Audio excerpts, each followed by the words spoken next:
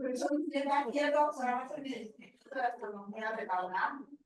Este es mi correo electrónico. Cuando estoy en México, siempre lo contesto. Es fácil. Es Julieta@astro.unam. Lo más importante es darle las gracias por la invitación. Muchas gracias. Es un honor estar aquí. Gracias a ti, Julieta.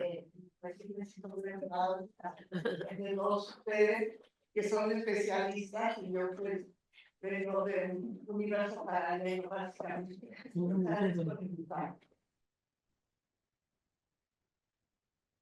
Bueno, en este momento es muy importante que haya más mujeres en puestos de dirección y en puestos de ciencia.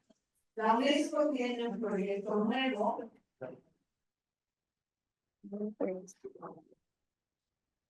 que se llama the UNESCO Institute for Lifelong Learning, y de lo que pretende este nuevo instituto, la sede está en Alemania, es que todos aprendamos a aprender, que sepamos que somos capaces. Por ejemplo, yo trato de tocar el piano, soy malísima, pero si yo puedo a los 77 años aprender, quiere decir que todos podemos aprender. Después de lo que se trata es de que la educación básica, en particular a partir del bachillerato, sea híbrida. Es decir, que si no le entendemos a un maestro, podamos tomar clase con otro profesor. Si estamos en una universidad de estas más deprimidas, podamos tomar cursos masivos gratuitos a distancia en otras universidades. Es decir, que las universidades se pongan de acuerdo para ofrecer estos cursos de tal suerte que uno pueda entenderle al maestro y hacer su carrera como la quiera, porque ahora el conocimiento moderno es multidisciplinario. Pues uno tiene que aprender cosas distintas. También la idea de la UNESCO es que todos nos aprendamos a actualizar. El conocimiento está avanzando tan rápido que tenemos que aprender nuevas herramientas. Y finalmente, tenemos que reinventarnos. Ustedes, las jóvenes, olvídense, lo que saben ahorita ya no les va a servir dentro de 10 o 15 años. Van a tener que reinventarse. Así es que es muy importante aprender a aprender. Yo todos los días estudio un ratito, se me olvida obviamente, pero no importa, porque sé que hay que aprender todo el tiempo. Es decir, todas las semanas hay que estudiar, hay que innovar, hay que reinventarse, hay que hacer nuevas actividades. Bueno, yo de niña, tenía 7 años, me acuerdo que me senté en un sillón, no ese el playero, pero se ve la época, y dije, no me voy a dejar. Y desde entonces no me dejo. ¿He tenido problemas? Sí. Pero he tenido una vida toda. Entonces, bueno, pues yo pienso que algo que las mujeres mexicanas tenemos que aprender a hacer es no dejarnos y aprender a decir no, no. Es una sola palabra y tiene un poder inmenso. Bueno, vivimos rodeados de mitos, ¿verdad? Ni modo, es la realidad y tenemos que... Ahí donde está mi dispositivo experimental. Ahí está. Tenemos el mito de la manzana, ¿verdad? Nosotras somos las responsables, no te lo puedo aventar, pero con esta vajilla puede ser que repartir las cosas personalmente. Pero las mujeres somos las pecadoras. Nuestras hijas, nuestras nietas, nuestras bisnietas van a vivir con el pecado original y además no tenemos derecho al árbol del conocimiento. Bueno, ese es un mito muy bonito, pero es una idea. No somos responsables de nada, ni tampoco vamos a heredar nuestros errores. Y sí somos acreedores al árbol del conocimiento. Tenemos otros mitos también muy arraigados, como la la Coyolxauhqui, ¿verdad? Estaba ahí en el Templo Mayor, feliz, y llegó una plumita y ¿qué creen? La embarazó. Cosa que no existe en ninguna otra religión, ¿verdad? Que se embarazan las mujeres de repente. El hermano que hizo, enfureció, la descuartizó, la aventó por las escaleras y ahí nacieron las estrellas. Este tipo de mitos existen en muchas religiones. Las mujeres tenemos que sufrir para dar a luz. Pues no, no. Estos mitos son ideas muy lindas, son tradiciones extraordinarias, pero no tienen que marcar nuestra vida. Tenemos que aprender a vivir con esas magníficas historias, mitos, herencias, pero también a vivir bien, sí se vale. Bueno, yo vivía en la época de la píldora. Por fortuna, creación con una hierba de México, pero con un protocolo médico muy importante, que esa es la cosa de la ciencia. Para la ciencia no es suficiente decir este remedio funciona, sino que hay que trabajarlo, investigarlo, desarrollarlo, perfeccionarlo. Entonces, bueno, a mí me tocó ya, finalmente podemos decir cuántos hijos tenemos y cuándo. Me tocó la época de los hippies. No estudié en Berkeley como tú, pero estuve allá y me empapé de esa cultura del amor y la paz. El comunismo iba a funcionar, fíjense qué utopía tan ridícula. Se inventó la minifalda, ahora esa minifalda suena ridícula, pero en mis tiempos era así como el pecado mortal. La que sigue, por favor. Pero las mujeres de esa época que estudiamos ciencia dijimos, tenemos que subir las buenas. Nos tenemos que sacar los premios, tenemos que poner el ejemplo. Y al mismo tiempo las mamás educan a las niñas a que tienen que ser buenas, tener el hogar. Entonces más mujeres se unieron al trabajo profesional, bajaron los salarios. Ya había más oferta de mano de obra de trabajo. Y las mujeres vivimos con el mito de la perfección, de las científicas. Pues la novedad es que ya hay mujeres, premios Nobel en un montón de actividades, ya no tenemos que probar nada, ya sabemos que podemos. Y esta cosa de las mamás, de ser buenas amas de casa, ir al gimnasio, saber hacer trencitas, también es un mito. ¿Saben qué? Mi cama no la tendí, ni lavé los trastes. ¿Y qué pasó? Nada, nada. Ya podemos ser mujeres no cansadas eternamente, sino mujeres felices. Tenemos que aprender a ser felices. Y el trabajo fecundo y creador, los retos de la vida, produce felicidad. Así es que el que estemos aquí y nos enfrentemos día con día con retos difíciles, esa va a ser una fuente eterna de felicidad. Dejemos a un lado la envidia, los celos, los prejuicios y trabajemos con pasión y eso nos va a dar alegría. Bueno, yo no sé nada de hierbas medicinales.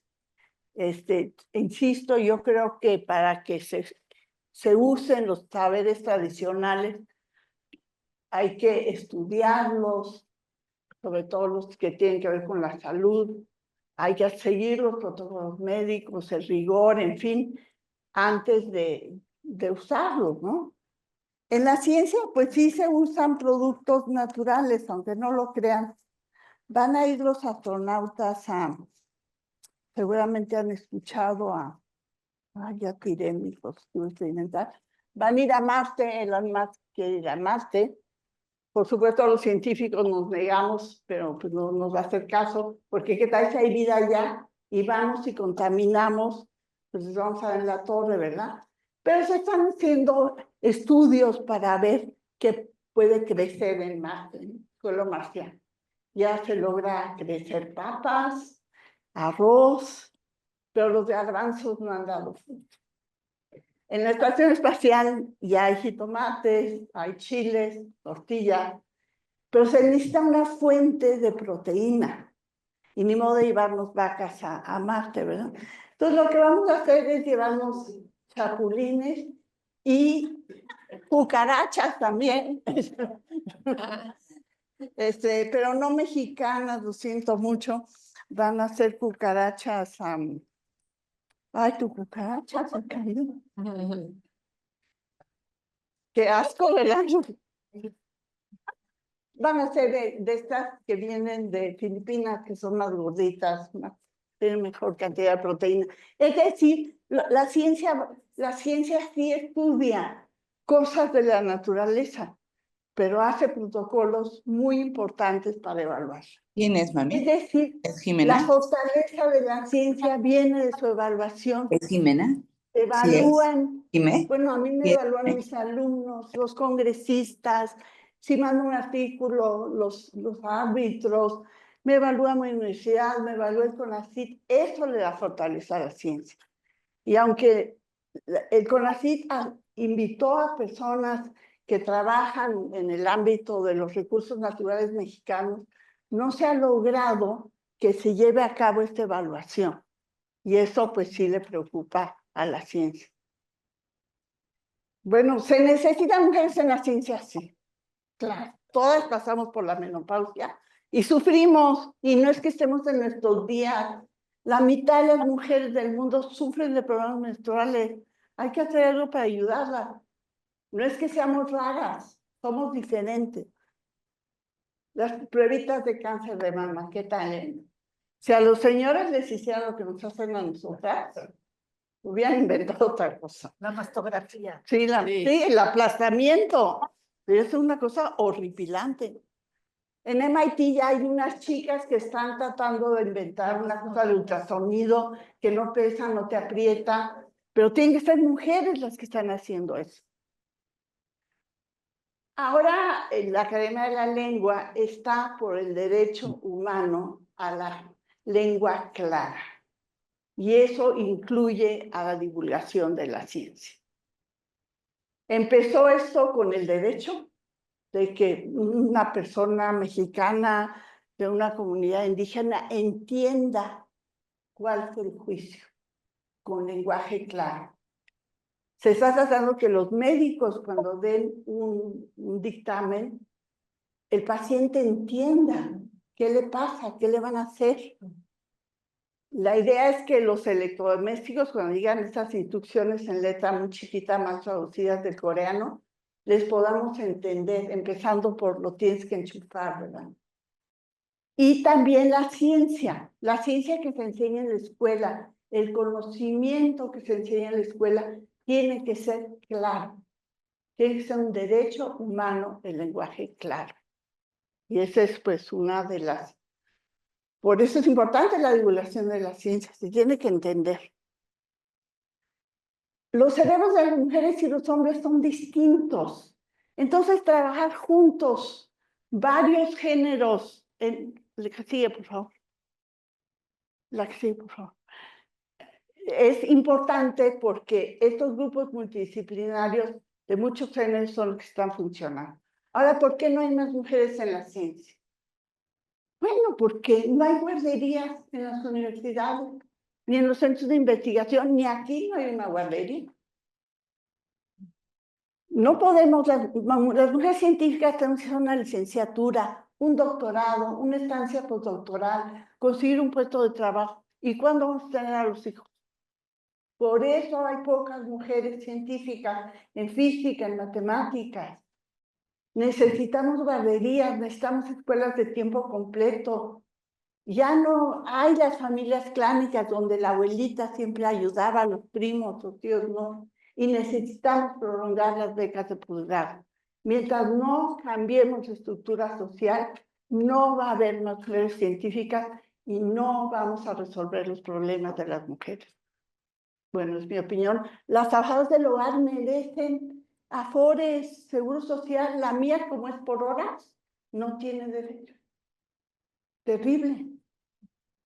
Terrible. En fin, como les decía, se necesitan mentes diferentes para cooperar y para resolver los problemas sociales importantes. La que sigue. Bueno, la que sigue, porque creo que ya me pasé de tiempo. Bueno, a diferencia de... ¿todavía puedo? Bueno, a diferencia de ustedes, esa es la escultura de la verdad, que iba a estar en el Monumento a la Revolución, que iba a ser el Palacio de Gobierno, ahora está en Bellas Artes. La ciencia sabe que la verdad no existe. No hay tales. Y como ejemplo, me voy para acá. La cámara me puede ver, porque van a tener que voltearla, o los ustedes de dispositivos experimentales. ¿Sí, la cámara los ve a ustedes?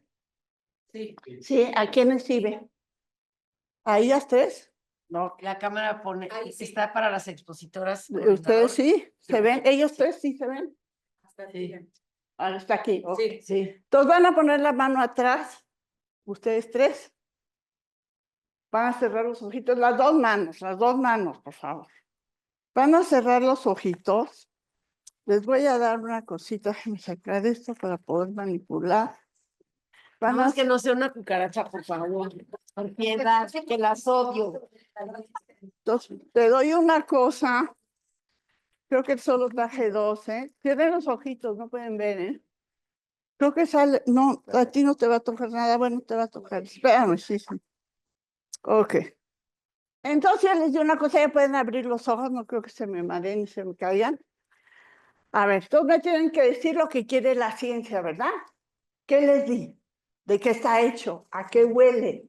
¿A qué colores? ¿De qué colores? ¿Para qué lo van a usar? Estas son mentes brillantes las tres, ¿no? Entonces yo le pregunto una pregunta trivial. ¿Qué tienen ahí? Lo pueden ver. ¿Qué tienen ahí? Más o menos. No sé. Bueno, algo. Tiene relieves. Eso sí. Tiene relieve. Entonces ya lo que tiene son, luego ponen su jardín para sostener las plantas. A ver, ¿tú qué tienes ahí? Yo entrenado. Unas ranitas. ¿Qué tienes ahí entrenado? No tengo nada. En este momento es un envoltorio, parece plástico, me imagino que es transparente por la calidad de mi pensamiento que se vincula con este papelito. Adentro tiene cartas, tiene figuras.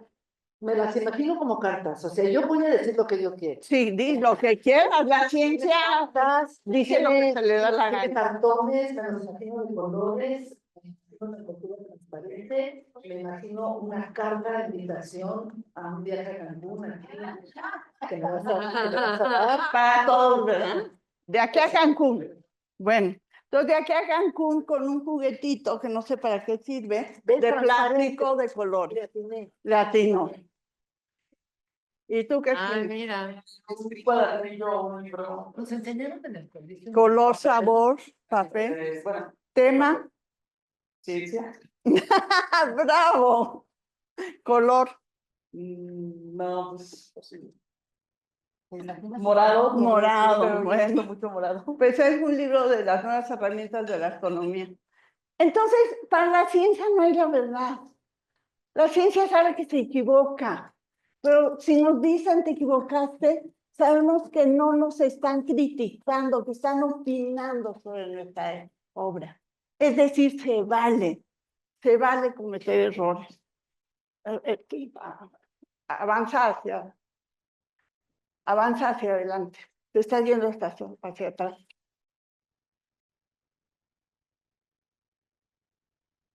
La anterior. Bueno, entonces trabajar, innovar, cansa.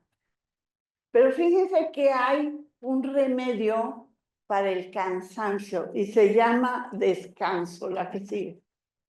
Entonces, la que sigue. Todos tenemos derecho a descansar, no es malo. Y si uno trabaja y descansa, puede funcionar mejor. Así es que tenemos que tener el derecho de no ser estas mujeres perfectas y de dedicarle tiempo a descansar. Entonces, para ser creativo, al menos la ciencia se plantea un problema, después reflexión. se aleja del problema, hace otra cosa, vamos clase de baile o lo que sea. Después llega la inspiración, pero no es suficiente, hay que trabajarla más y más. Después tenemos que publicar y nos evalúan y nos retroalimentan y así va avanzando el conocimiento. Pero el chiste de la ciencia es pensar con libertad. Ese es el gran secreto. Entonces, niñas, sean libres. ¡Ay, qué bonito! No se dejen. ¿Cómo? Y no se dejen. ¿Y no qué? Y no se dejen. Ah, no se dejen, no se dejen, no se dejen, no se dejen de este lado, nos tocaron mariposas, les tocaron libros. Ay, usted que vea una mariposa, señor, ¿verdad? Me ve con unos ojitos de que a mí nadie me quiere. Toma. Aquí, aquí, aquí. Es que me vio con carita de que nadie me quiere. Ay, vamos, que pasa. Gracias.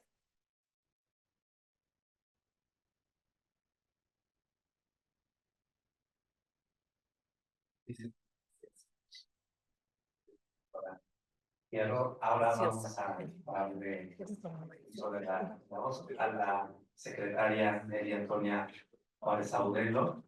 Ella es abogada zapoteca, egresada de la Facultad de Derecho de la UNAM, con diplomado en Historia y Actualidad del Constitucionalismo Mexicano, y maestra de Gestión Pública y Gobierno de la Administración Pública de la Ciudad de México.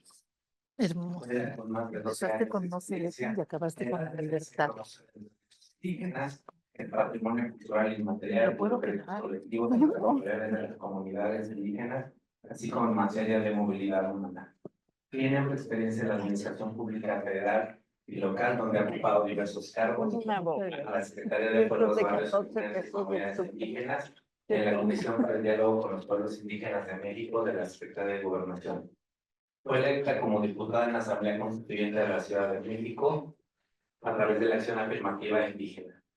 Desde el 2024 fue nombrada por la jefa de gobierno, Clara Marina Brugada Molina, como titular de la Secretaría de Pueblos y Barrios Originarios y Comunidades Indígenas Residentes de la Ciudad de México.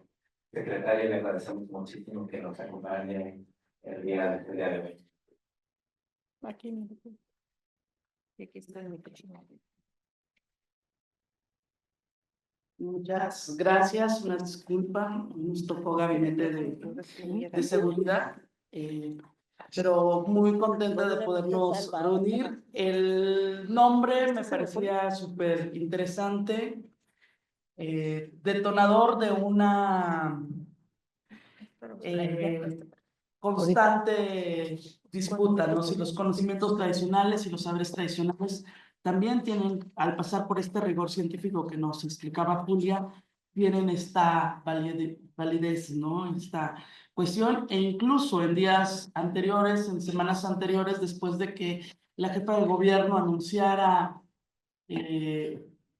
una demanda además histórica que hemos tenido, que es la enseñanza de lenguas indígenas, principalmente el náhuatl en los pueblos, en las escuelas de los pueblos del sur de la ciudad, pero también de todas las comunidades indígenas migrantes que han llegado, que hoy ya residen formalmente en esta ciudad, lenguas como lo es el mazateco, el mixteco, y que se descalificó en una gran controversia en la red social X sobre si esto apoyaba o no la vida y los conocimientos de los menores que estaban en formación. Entonces, creo que es el nombre de Batas y Huipiles da para estar reflexionando, ¿no? Yo pensaría en todo lo que tiene que ver con medicina tradicional, sobre todo con la herbolaria, que es un conocimiento que ha venido siendo transmitido generalmente por la tradición oral, aunque se tienen como, experiencias como es el Códice Badiano, donde pues, se señalaba tal vez de una manera muy general el uso de estas herbolaria, y que también con el paso de los tiempos se ha tenido que este conocimiento, que en un momento era pues solamente un conocimiento comunitario tradicional, ha tenido repercusiones, ¿no? Como lo es la hoja de guayaba, que es el reactivo del QG5 para la colitis, ¿no? Entonces, son temas que con investigación pues puede ir a estar informando. Pero también pensaría en los ciclos agrícolas, en conocimientos que están ahí presentes a la hora de la siembra, a la hora de estar generando milpa, y que para las mujeres indígenas, para los pueblos indígenas, pues han estado y son permanentemente en evolución, y donde también la lengua juega un papel importantísimo a la hora de estar transmitiendo estos saberes, estos conocimientos. Por eso nosotros cuando defendemos la enseñanza de la lengua indígena lo hacemos. Uno, porque creemos que en esta ciudad pluricultural donde se hablan 55 lenguas indígenas, más el español, más todas las lenguas extranjeras que hacen esta una ciudad cosmopolita, aprender a que las infancias puedan vivir en esta diversidad cultural que tenemos. El segundo punto es también para que en estos pueblos, en estas comunidades, se siga perdurando los sistemas de valores y de conocimientos ancestrales que tienen. Por eso, bueno, insisto, el nombre me parecía muy interesante para poder estar despertando esta plática. Por otro lado, pues creo que el 8 de marzo también tiene que significar el momento para hablar de todas las mujeres, ¿no? No solo desde los feminismos, que tenemos el tiempo de estar sentándonos para reflexionar sobre las autonomías, sobre la violencia, sobre los liderazgos, sobre la participación que nos motiva, sino también de aquellas mujeres que por el sistema económico, por el sistema patriarcal, no tienen este momento de reflexión, pero que aún así la igualdad que se busca en estos mecanismos se realiza, y que también ellas generan relaciones de sororidad, que también ellas pueden estar generando pues sus propias agendas de participación. El día lunes, bueno, desde hace 2 semanas, 3 semanas, me abordó un grupo de mujeres, la mayoría comerciantes en vía pública, y artesanas, y me dijeron, ¿no?, que se estaban organizando para tener un foro. Nosotros como secretaría tenemos un centro cultural que estamos apenas echando a andar, lo recibimos sin actividades, procuramos tener una actividad a la semana grande, más el préstamo a otras instituciones para darle vida. Les ofrecí el lugar y ellas ya tenían una gestión hecha con el Congreso de la ciudad para llevarlo en estas instalaciones, ¿no? Y ellas lo que planteaban es que querían llegar al 8 de marzo con una agenda política construida. Y cuando voy a la inauguración, pues están las diputadas, hay más funcionarias, pues dando sus mensajes, ¿no? Y yo lo que les dije, bueno, es que a mí a lo que me invitaron no era hablar, era escuchar, ¿no? Y a lo largo de 4 o 5 mesas pudimos estar en esta riqueza. Y tal vez, sí, quienes detonaban la conversación, la plática, quizás ya eran mujeres que habían tenido algunos instrumentos en la formación de organizaciones de la sociedad civil, de la academia, del funcionariado, pero a la vez estábamos viendo a mujeres mazahuas, a mujeres triquis, que estaban aportando su propia visión. Y creo que también es importante en estas reflexiones del 8 de marzo estar viendo a los otros sectores, ¿no?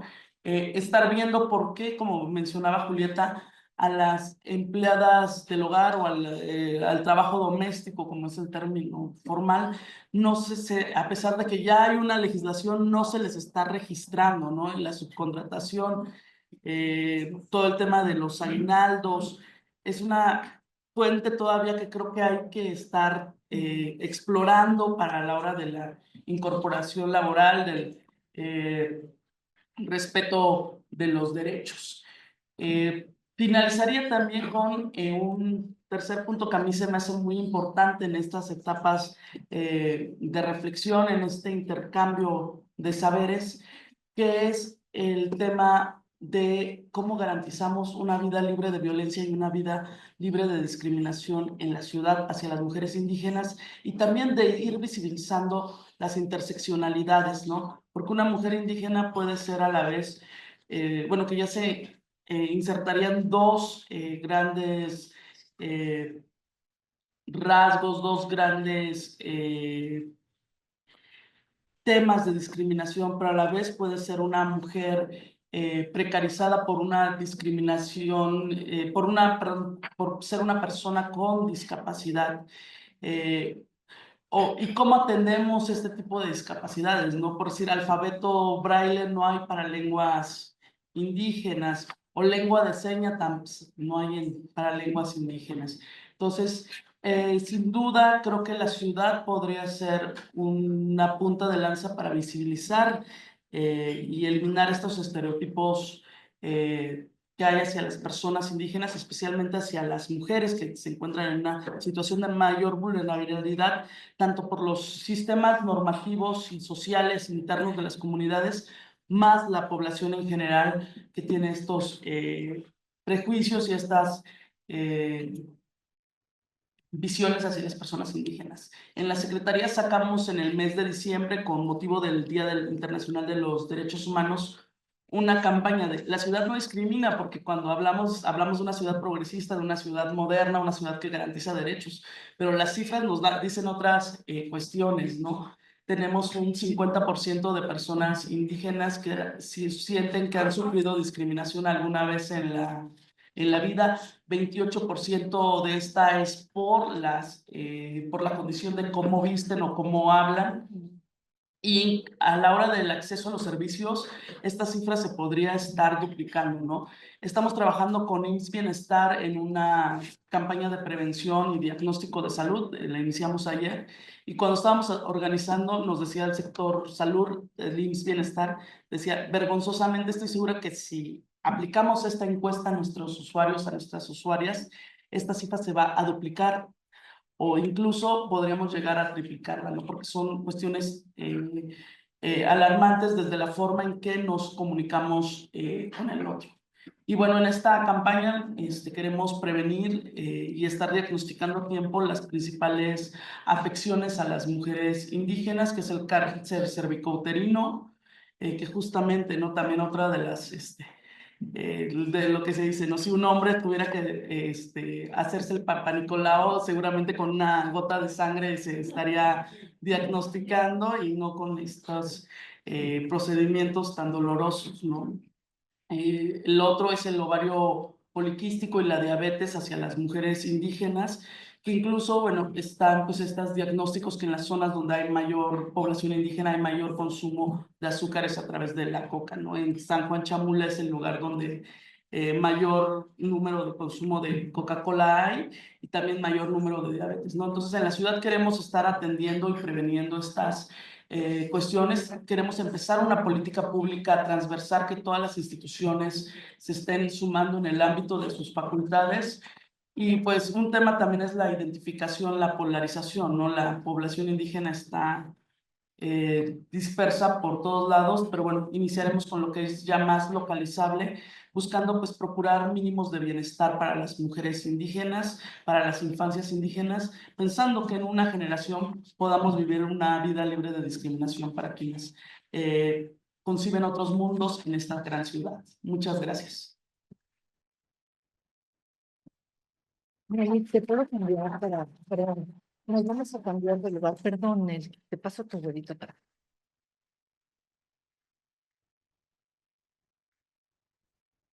Y ahora tendremos la participación de la doctora Marisa Belaustegui-Goitia. Ella es doctora en Estudios Culturales y de Género por la Universidad de California en Berkeley. Ha sido profesora de la Facultad de Filosofía y Letras de la UNAM desde 1984. Directora del Centro de Investigación y Estudios de Género, CIEP-UNAM, en la gestión pasada, 2021-2025. Fundadora y directora del PUEC de 2004 a 2013. Actualmente coordina una propuesta de justicia restaurativa en el ámbito penitenciario desde los estudios de género, la criminología y pedagogías críticas. Ha publicado extensamente en estos temas. Entre otros premios nacionales e internacionales, fue distinguida con la cátedra Andrés Bello de la Universidad de Nueva York en 2019 por su trabajo académico activista en torno a prisiones. En 2021 obtuvo prisiones. En 2021 obtuvo 2 distinciones más, la cátedra Geiger Wolf de profesora visitante del Departamento de Literatura Latinoamericana de la Universidad de Northwestern en Chicago y la cátedra George and Eleanor Woodyard Lecture de la Universidad de Kansas. Es integrante del Sistema Nacional de Investigadores Nivel 3 desde 2021 y Pride Day. Adelante. Pride, me encanta. Pride es un programa de estímulos, ¿no?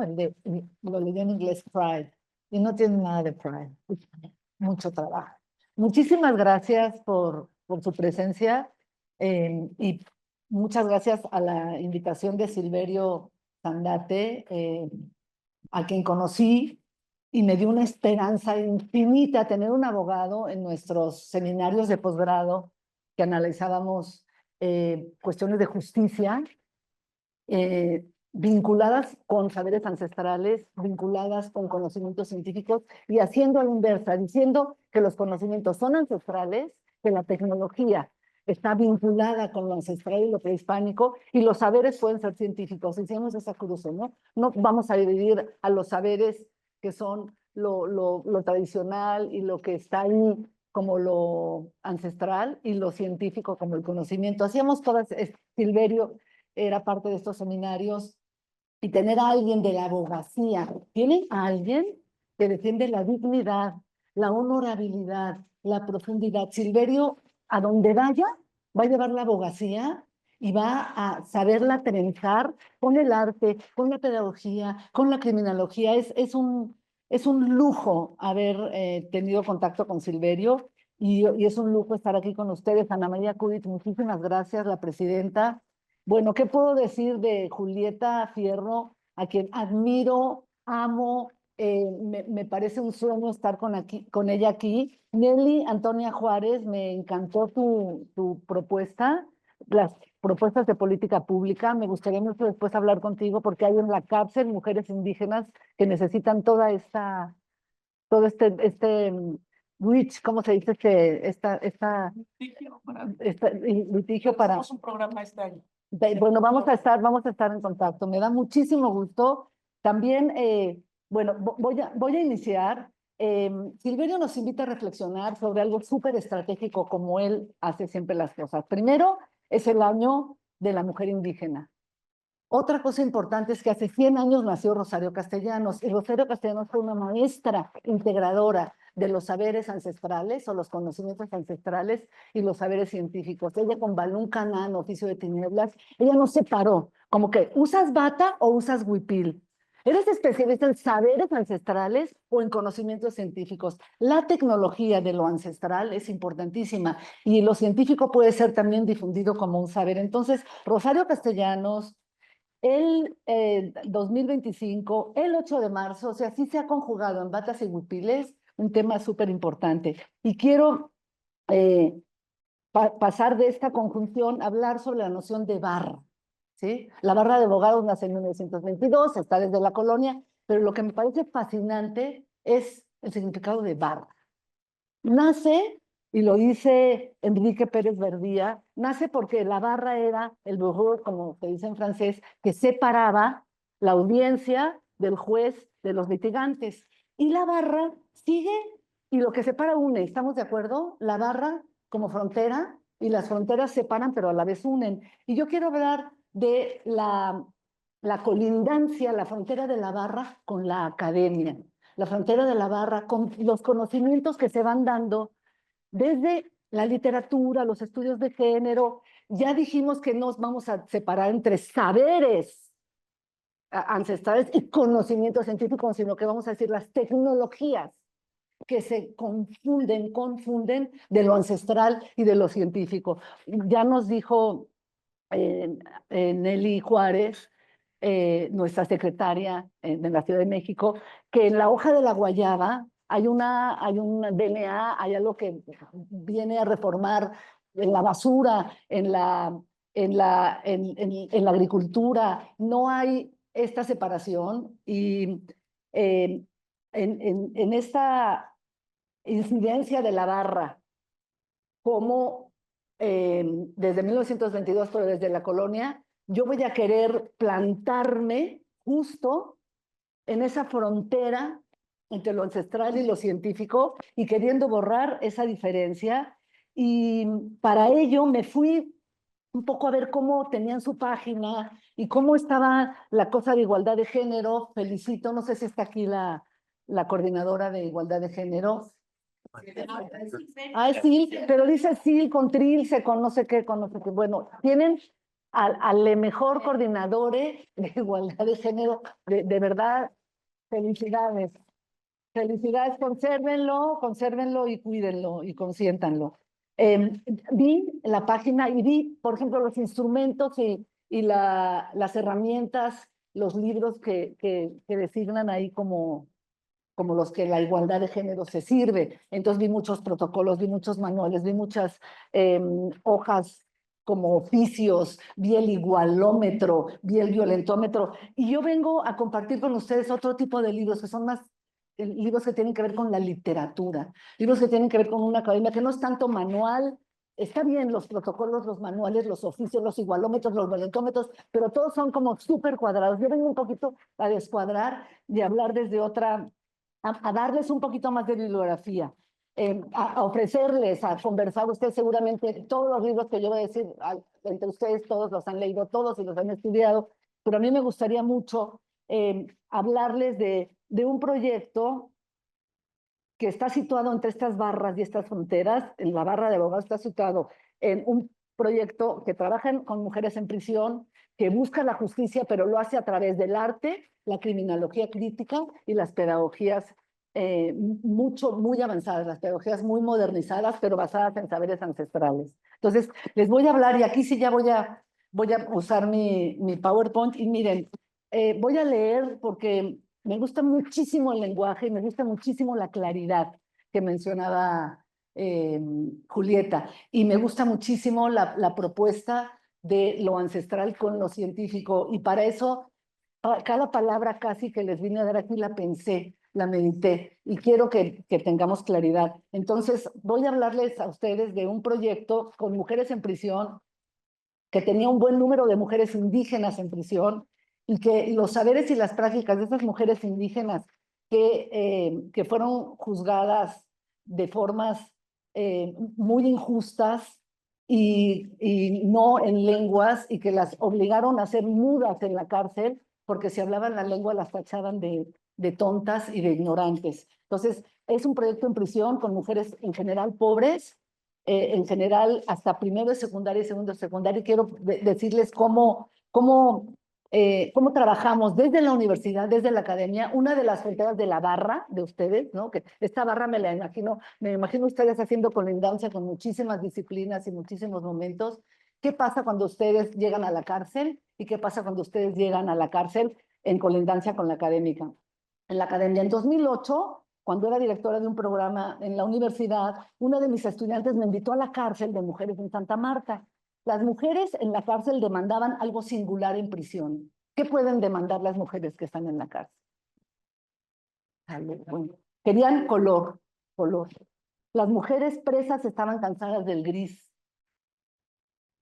Rápidamente entendí que se demandaba cuando se lucha por el color, por la inclusión de matices, realces, gradaciones, una forma de luchar por la vida. La cárcel hace imposible o dificulta el pensar en matices. Todos devienen del gris. Para poder matizar y definir un rango amplio de emociones y pensar en un espectro amplio de ideas, hace falta los matices, la gradación. Los muros impiden el contacto en la prisión y con ello la relación entre personas, actos, memorias. Había que tomarlos, esos muros, con el muralismo, que es una práctica, no vamos a decir ancestral, pero sí, porque había muralismo cacaxtla, es un muralismo ancestral. Después lo renovaron Reyes, que es una muralista mexicana, y Rivera. Los muros impiden el contacto, había que tomarlos de a todo color, posibilitar trascenderlos, buscar la palabra, ampliar el relato, sobre todo de las mujeres indígenas, que había sido reducido y silenciado. El relato de por qué están las mujeres pobres indígenas en la cárcel es el relato de la historia de la injusticia en México. Y si llegamos a ese relato, vamos a encontrar la gradación de color de lo que tenemos que hacer para tener un país justo. Pero tenemos que llegar a esas mujeres silenciosas en la cárcel indígenas, que son las más maltratadas de toda la población en México. Y si llegamos ahí, empezamos a construir la vía de regreso a un país con justicia. Bueno, empezamos entonces. ¿Qué es lo primero que se hace cuando vas a pintar un mural? Lo primerito. ¿Cómo? El lugar. El muro. Bueno, ¿dónde está el muro? Las mujeres dijeron, miren, el muro que nosotros vamos a querer pintar, y esas fueron las mujeres que más ansiaban la visita, es esa escalera de caracol. No sé si han visitado Santa Marta, pero esa escalera de caracol donde suceden dos cosas. Baja la visita, que con las mujeres en la cárcel es escasa. Entonces, esa mirada a la escalera, esa esperanza, esa ansiedad, ese miedo de perder la visita, impregnado, y sucede otra cosa. Por ahí suben cuando empiezan su proceso de preliberación. Entonces, escogimos este espacio. Organizamos el trabajo con las mujeres privadas de libertad y lo organizamos en talleres. Este fue un trabajo de 7 años. Este primer caracol nos costó 2 años. Lo primero que hacemos es entender por qué están en la cárcel, y para entender por qué está en la cárcel una mujer indígena que no habla español o que habla español como tercera o segunda lengua, hay que llegar y hay que desmantelar muchos sistemas que les van robando la posibilidad de expresarse y robando la posibilidad de comunicación. Entonces, el asunto de los murales empezaba con el reconocimiento del daño, de las formas en que las mujeres han sido dañadas, desde antes de entrar a la cárcel, pero en prisión. Hay un daño y una herida que era imposible declarar y ahora debe ser reparada. Un daño sin narración, sin historia. Los murales, ya saben, los de Diego Rivera, pero también los de Antonia Reyes y tantas otras mujeres, lo que hacen es contar historias y lo hacen de una forma muy económica. Es como una explosión. ¡Pam! Si vas a leer, digo, ya lees a historiadores y tienes libros de miles de páginas, pero los murales son unas instantáneas del dolor y del daño hechas narración. Eso queríamos con las mujeres, instantáneas del dolor y del daño hechas narración. Imagínense con una mujer cuya primera lengua es náhuatl y que aprendió español. ¿Cómo llegas al daño? ¿Y cómo llegas a que lo exprese? Nos topamos entonces con una larguísima tradición de nulificación o desvanecimiento de la posibilidad de que las historias fueran de las mujeres y que ellas las protagonizaran y que ellas las narraran. Ellas habían sido tradicionalmente, y eso lo aprendimos con todas las mujeres, pero en particular con las mujeres indígenas, ellas habían sido piezas claves para el cuidado, para las historias de los otros, y no los centros de sus propias historias. De los delitos de las que se acusaba ejemplifican esta manera de...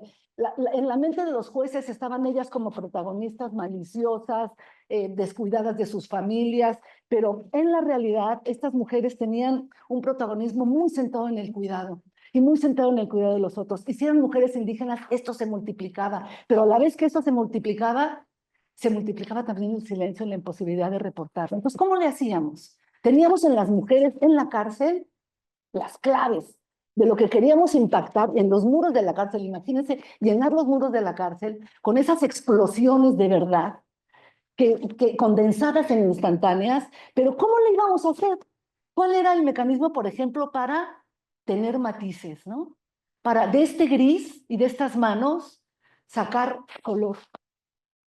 Empezamos, cada una de estas pasadas de pintura del caracol tiene que ver con una serie de textos que revisamos, leíamos en voz alta. Varias de las mujeres que estaban ahí eran iletradas o leían muy difícilmente en la lectura de los textos que a nosotros nos interesaban. Entonces hacíamos en el patio penitenciario, que le llaman la sala grande, hacíamos sesiones de lectura en voz alta y leíamos a veces solo un párrafo en toda la mañana.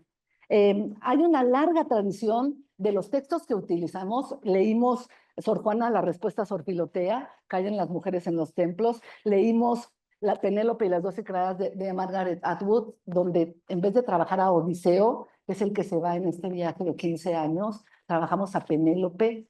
que tejiendo y destejiendo, hicimos toda una historia de Penélope y lo que hacía Penélope durante estos 15 años, que no era nada, sino que tejía alianzas, tejía, o sea, mucha forma de entender lo que hacen las mujeres cuando están asediadas y cuáles son sus formas de resistencia. Leímos partes de Alexievich, La guerra no tiene rostro de mujer. Leímos a Rosario Castellanos y la historia de Balún Canán, sobre todo de la nana con la niña, y ahí las mujeres indígenas había cada vez más posibilidad de comunicarnos con ellas, porque a partir del uso, y lo voy a tratar de, en los minutos que me quedan, lo voy a tratar de fundamentar a través del uso de la literatura de ficción, pero más que nada de la ciencia ficción. En la ciencia ficción se mezcla lo ancestral. Han visto que muchas veces los trajes, si ven ustedes la cosa de los tronos y todo lo que en la televisión sale de ciencia ficción, hay cuestiones muy ancestrales. Hay saberes indígenas, hay saberes griegos,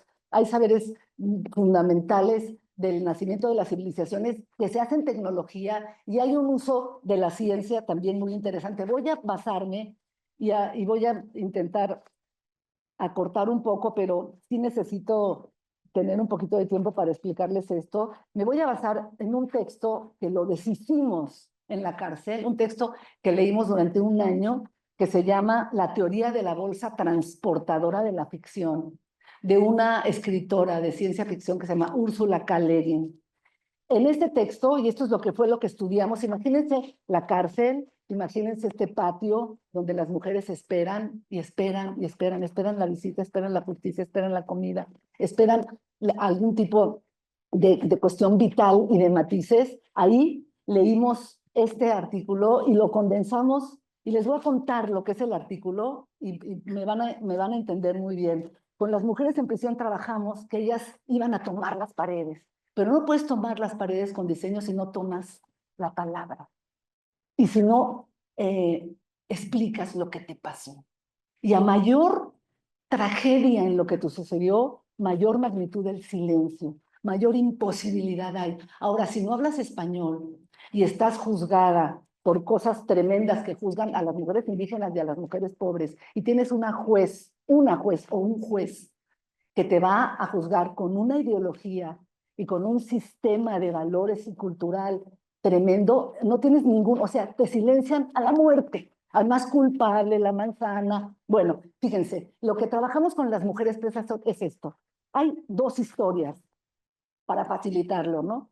Hay dos historias, dos sistemas en que las historias pueden ser contadas, ¿sí? La historia lanza, y la historia lanza es la historia del hombre casado embarcado en una misión para matar, y ahorita se los enseño. Bueno, aquí les voy a enseñar rápidamente. Esto fue el final, ¿sí? Pero quiero que lo vean. Esta es la justicia con las máscaras, esta es la Coyolxauhqui de la que nos hablaba. Estos son los diseños que logramos a partir del mecanismo que les voy a contar, que es el mecanismo de las dos historias, ¿sí? Pero quiero enseñarles, esto es lo que les permitió elevarse, y aquí estamos. Esta es la historia del hombre cazador. Es un relato de acción hiriente, mordaz, combativo. Si ustedes ven los primeros registros de lo que sucedía con la humanidad, todos son con la caza, y todos son con la flecha, el arma punzante, ¿sí? Ahí tiene inclusive una espada y luego una.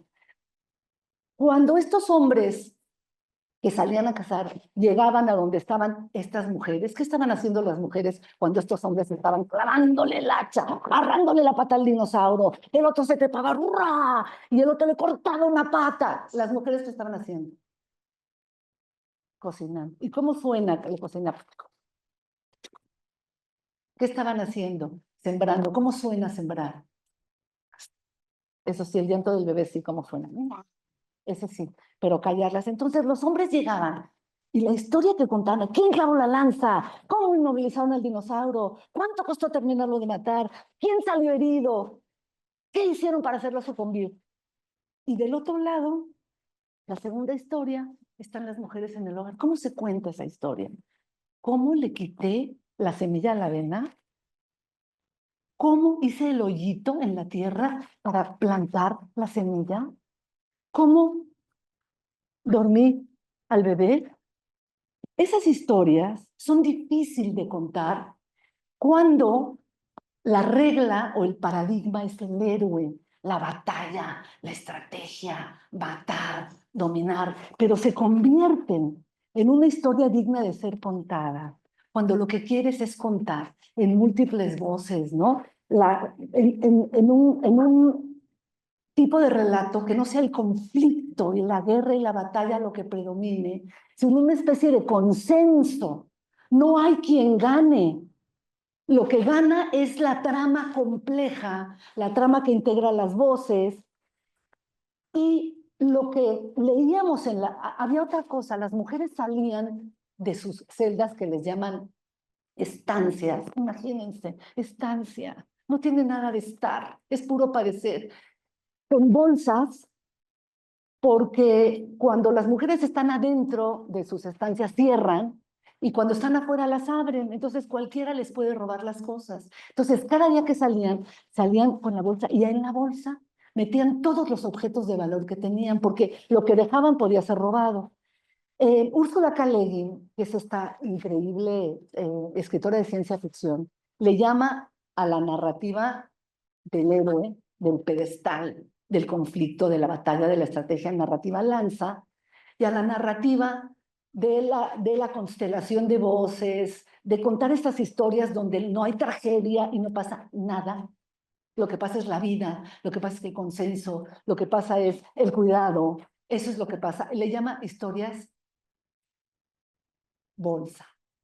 Y la bolsa es huequita, suavecita. Yo veía las bolsas de las mujeres y decía, híjole, tiene que caber mucho, ¿no? Se hacen grandes, se hacen chiquitas. Les pedía en las mesas del patio penitenciario que sacaran los objetos que cargaban en sus bolsas. No permiten las fotografías en la cárcel. Entonces hacían como dibujos y tenían algunas cartas y tenían, bueno, desde su bilé y la que se pintaba y los objetos de las mujeres condensados en las bolsas, esos objetos ahuecados, esos agujeros en el ser, pueden generar grandes relatos ricos, extravagantes, plenos. Y hay espacio para el conflicto entre estos objetos.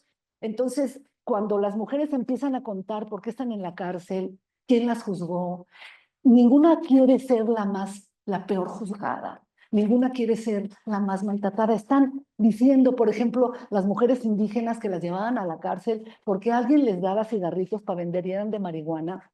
Y esos los vendían un poquito más caros. Entonces llegaban los policías y se las llevaban a la cárcel y les daban, porque eran 4 cigarros, 20 años, porque cambió de 4 miligramos a 16 miligramos y cambian las sentencias. Entonces las mujeres en la cárcel con sus objetos, mediadas sus bolsas, mediadas sus silencios, mediada el náhuatl y la falta de lenguaje, empezaron a contar más allá de los cuentos de héroes. Más allá, fíjense, aquí hay puros falos, ¿ya vieron? Lo que resalta es el falo, y allá atrás, abajo a la izquierda, hay 2 gentes sentadas que parecen estar creando ademanes, están ocupando un espacio muy pequeño a la mano izquierda, y puede ser, me imagino, que puedan ser 2 mujeres, porque a una se le ve tal vez un pecho ahí, que están intentando relatar algo diferente a la lanza y a la batalla. En estos espacios, en el patio penitenciario, intentamos tomar la palabra, intentamos además tener entre manos el color, tener entre manos los objetos de las mujeres, los objetos que cargaban en sus bolsas, y intentamos a partir de esos objetos llegar a sus sentencias, llegar, por ejemplo, a las mujeres que ven acusado de secuestro y entender ustedes tienen los protocolos, los manuales, el violentómetro, y todo eso es muy elocuente y se necesita, pero necesitamos otro tipo de textos que hagan entender que, por ejemplo, las mujeres acusadas de secuestro las agarran in fraganti. ¿Por qué? Porque están dándole de comer, están haciendo lo mismo que hacen en la casa, pero desplazado al ámbito del delito. Están hablándole al secuestrado, están cocinándole, están lavándole la ropa, están acompañándolo para que no le dé un infarto, para que pueda sobrevivir, para que esté en condiciones de ser intercambiado por dinero, lo que quieran intercambiar. Los perpetradores del delito, los héroes, los de la lanza y los que están de veras haciendo la historia, están out of reach. No se les encuentra, están escondidos y ellas están ahí. A ellas les dan exactamente el mismo número de años que a los perpetradores. Y ellas lo que están haciendo, claro, no son irresponsables, es un delito y hay que entenderlo así, pero hay que entender muy bien los relatos que estas mujeres hacen, que ahí lo supimos los relatos de mujeres indígenas, pero también mujeres mestizas, pobres, que no sabían que eran indígenas, que sus padres habían hablado lengua, y ellas no se identificaron con indígenas porque es una vergüenza serlo, y en la cárcel se multiplica la vergüenza de ser indígenas. Entonces, los relatos de todas, bueno, pasé muy rápido las imágenes del caracol, que las puedo dejar aquí para que las vean ustedes, cómo impactaron estas mujeres el caracol con sus imágenes y sus historias. Pero yo me pregunto aquí, ustedes como abogados, ¿qué objetos, qué escenas como jueces podrían ustedes contribuir para que estas mujeres se llevaran en sus bolsas? ¿Qué formas de abandonar la historia lanza tienen ustedes propuestas? Porque la barra de abogados lucha por la dignificación de los abogados y las abogadas, lucha por la honra y lucha por una profesión. Y para eso, para esa honra y para esa dignificación, creo que la historia del héroe y de la lanza tiene que quedar al lado y tenemos que ampliar y ejercitarnos en la historia bolsa. ¿Qué herramientas, qué objetos, qué escenas podrían ustedes, juezas, abogadas, podrían contribuir y de qué forma pueden ustedes contar la historia de sus sentencias, contar la historia de sus juzgados, haciendo uso de este mecanismo ancestral y científico que es la historia bolsa? Hay la lectura de estos textos, de los textos, leímos a Gloria Anzaldúa, leímos a Rosario Castellanos, leímos a Úrsula K. Le Guin, y hay la voy a dejar a Silverio el escrito, porque tengo varias escritoras latinoamericanas de ciencia ficción, que es casi como leer ciencia forense, porque haces un estudio del cuerpo del delito. Y creo que la abogacía, en contacto con la literatura, no solo manuales, protocolos y más, en contacto con esta ciencia ficción, que convierte los saberes ancestrales en tecnologías y conocimientos, y la ciencia en un saber, que se va a la indígena silenciada en prisión, que además habla mal español, para entender desde allí qué necesitamos hacer para el acceso a la justicia. Lo que yo quiero dejarles en la mesa, en sus bolsas, que las traen, es la necesidad de conocer estas historias. Y si ustedes son historiadoras o astrónomas como Julieta, o son mujeres que están en el gobierno y tienen políticas públicas, tendrán sus instrumentos. Y yo les conmino a la literatura. Hay algo que se llama novela jurídica. Le voy a dejar así toda una lista de cosas que seguramente ya han leído, desde la sonata de Kreutzer de Tolstoy, hasta la novela de Margaret Atwood, de Penélope y las 12 criadas, hasta Oficio de Tinieblas y Balún Canán, donde se ve el papel de la nana como el papel de esta interfaz entre los saberes más modernos y los saberes ancestrales, porque la nana educa a la niña y le dice muchas cosas que tienen que ver con lo moderno, pero también muchas cosas de los 9 guardianes, que quiere decir Balún Canán, ¿no? Los 9 guardianes. Entonces, esa figura de la nana es una figura elocuente de conjunción de saberes ancestrales y saberes modernos. No hay que separarlos, hay que juntarlos. Hay una novela maravillosa que acaba de sacar, bueno, la acaban de reeditar, de Octavio Escobar Giraldo, que se llama Cada oscura tumba, y ahí analiza como leyes que se han establecido para perseguir a los criminales y a los narcotraficantes, que acaba en esta idea de los falsos positivos, que son como las casualties que deben pasar para que lleguemos a atrapar a los malos. O sea, una cantidad de más allá de los manuales y los protocolos de género, para de verdad entender lo que pasa con esa mujer en la cárcel, que es indígena y está silenciada. Si logramos que esa mujer hable, y en este caso tenemos esos impactos en los murales. Por cierto, la directora de Santa Marta los está pintando, los está quitando porque dice que quién sabe, están pintando. Cada vez le hablo a Julia Álvarez y Casa, que es mi vínculo, para que hable a la cárcel. Si nos puedes ayudar, por favor, cada mes tenemos un brochazo de las autoridades borrando a estas mujeres indígenas que tardamos años en que hablaran, perdón, están borrando todo. Los murales, pasamos 8 años y están borrando en la sala chica porque quieren poner anuncios y no quieren tener este tipo de... Y son de veras, tienen mucha belleza y tienen mucha verdad y tienen mucha tragedia y mucho drama, pero también mucha esperanza. Esto que hemos... Sentimientos y palabras. Porque además están dejando... Eso es exactamente. Y están dejando esta línea del silencio indígena. Y hablo de las mujeres indígenas porque el drama de ellas es todavía mayor drama que el drama de las mujeres mestizas que se comunican en español. Ellas no solo no hablan español, sino la lengua que hablan las avergüenza, porque les han hecho avergonzarse. Entonces, a ver, conclusión. Si evitamos o tenemos conciencia de ese modo lineal, y eso es muy abogacil, ¿eh? O sea, voy a aplicar la ley. O sea, los manuales y los protocolos son oblicuos y les piden a ustedes actuar de forma, tomar atajos para escuchar, tomar atajos para entender y no líneas rectas para juzgar y castigar. Si evitamos el modo lineal progresivo de la flecha que mata esta tecnología heroica y nos suscribimos a esta teoría de la bolsa, y no usamos esta arma de dominación que es la teoría y el derecho, tendremos campos semánticos mucho menos rígidos y vamos a poder alojar las palabras de estas mujeres que no solamente por compasión, no por la compasión, por interés. Si logramos escuchar a estas mujeres indígenas, vamos a saber hacer justicia. Y eso es lo que venía a compartir con ustedes y quería enseñarles cómo acabó el caracol, cómo empezó y cómo acabó. Esto lo están pintando ahorita con pintura blanca, la directora de Santa Marta. A esta belleza le están poniendo, y no, le están poniendo su color turquesa y creo que quieren rosa porque como son mujeres, están pintando todo de rosa. Parejito, igual otra vez. Gracias. Ayúdennos. ¿Sí? Pues muchísimas gracias por sus participaciones, exposiciones, realmente son sumamente enriquecedoras y nos llevan a muchísimas reflexiones.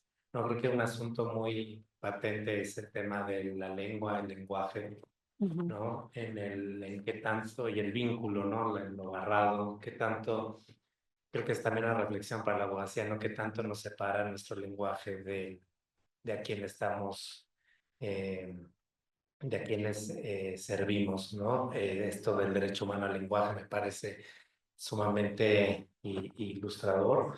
Lo que mencionaba la secretaria en relación, ¿no? También, aunque pensemos en discapacidades, hay otras situaciones como la falta de un lenguaje braille para personas con discapacidad que sean algunas indígenas, ¿no? Y en este marco del 8 de marzo de las acciones de protesta, creo que también estas nos combinan a reflexionar en relación con el lenguaje, no entendiendo mucho que lo que hacemos como abogados o lo que nos dicen que la abogacía es el hablar por otro, ¿no? Y la acción de protesta parece ser como hablar por sí mismo, no tomar la voz para ir al espacio público. Bueno, no sé si alguien si nuestra ¿alguien quiere dar algo? Una cosa nada más.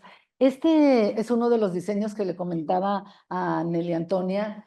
Esto lo hizo Petra, una de las mujeres que fue metida a la cárcel por secuestro, y ella, en realidad, yo le creo porque hubo muchas evidencias, como dice Julieta, hay que verificar y hay que evaluar. Las gotas son los 50 años que le dieron por secuestro. Las flores son las flores que ella sembraba porque vivía por ahí por Milpalta y sembraba flores. Y las manos son esta cosa colectiva de tener entre manos y apoyarse con muchas manos, y son todas manos morenas, que es necesario para sobrevivir en prisión.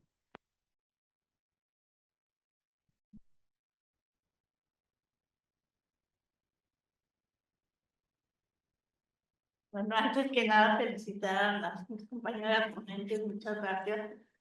Yo quisiera hacerles varias sugerencias. Efectivamente, el uso de las lenguas originarias ha disminuido de manera terrible.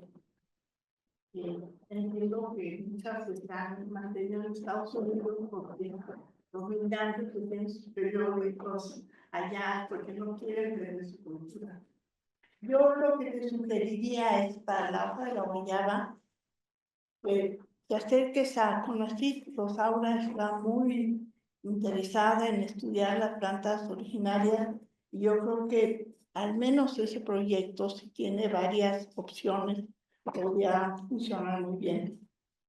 El respecto de las señas del alfabeto para ciegos y el braille, creo que no habría problema.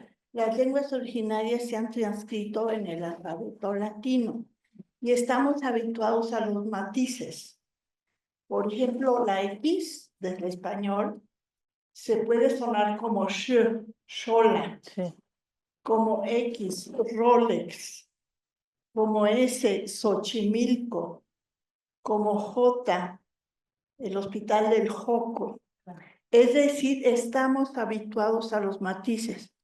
Entonces, tanto el lenguaje braille como el de señas se puede adaptar a las lenguas indígenas. Yo no veo ningún problema, ni como académica de la lengua, ni como mi empleada del hogar, que fue a la universidad y ahora hace trabajo social en lenguaje de las lenguas y en braille.